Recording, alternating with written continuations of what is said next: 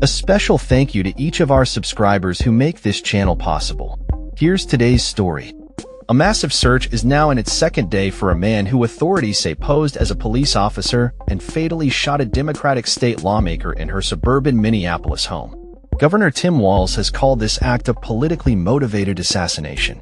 The suspect, identified as 57-year-old Vance Luther Bolter, is also accused of shooting and wounding a second lawmaker. The tragic events unfolded early Saturday morning when former House Speaker Melissa Hortman and her husband, Mark, were found dead in their Brooklyn Park home. Meanwhile, State Senator John Hoffman and his wife Yvette were injured at their home in Champlin, approximately 9 miles away. Authorities have issued a reward of up to $50,000 for information leading to Bolter's arrest and conviction. They have circulated a photo of him wearing a tan cowboy hat and have urged the public to report any sightings. Hundreds of law enforcement officers have been deployed in the search for the suspect, who is believed to be armed and dangerous. As the investigation unfolds, authorities have not yet disclosed a specific motive for the attacks. However, it has come to light that Bolter is a former political appointee who served on the same state workforce development board as Senator Hoffman. The nature of their relationship remains unclear.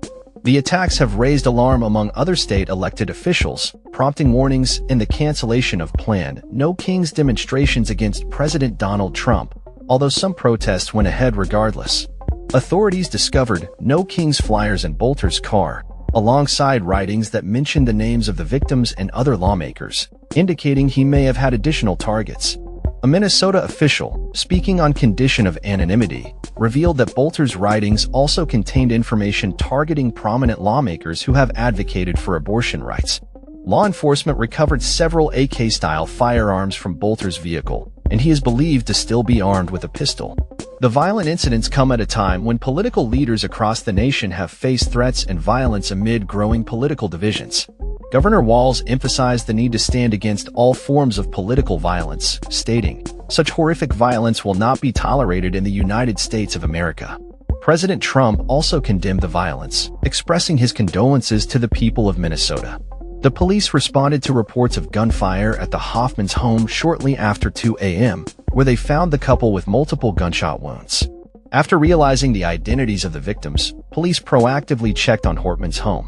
Upon arrival, they encountered what appeared to be a police vehicle and a man dressed as an officer at the door, who opened fire on the officers before fleeing back inside the house. Multiple bullet holes were observed in the front door of the Hoffmans' residence. John and Yvette Hoffman underwent surgery for their injuries, and while Hortman was pronounced dead at the scene, her husband succumbed to his injuries at the hospital. Melissa Hortman, 55, had been a prominent figure in Minnesota politics, leading the state House Democrats since 2017 and championing expanded protections for abortion rights. Her tragic death has left a significant void in the state's political landscape.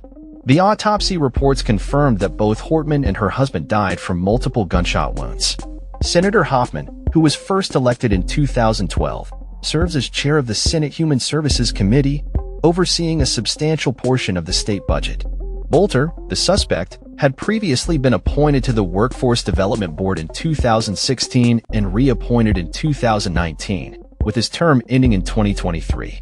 Corporate records reveal that Bolter's wife filed to create a company called Praetorian Guard Security Services LLC, where he was listed as the Director of Security Patrols. The company provides armed security services, indicating Bolter's background in security. As the manhunt continues, authorities are on high alert, and the investigation is ongoing. The political landscape in Minnesota and the nation remains tense, with calls for a reduction in political rhetoric and an end to violence targeting lawmakers. Senator Klobuchar remarked on the close-knit nature of the political community, expressing her shock at the violence that has unfolded. The community mourns the loss of 2 dedicated public servants while grappling with the implications of politically motivated violence in America. That's all for this story. We upload videos every day covering many different subjects, so hit that subscribe button to stay informed. Thanks for watching.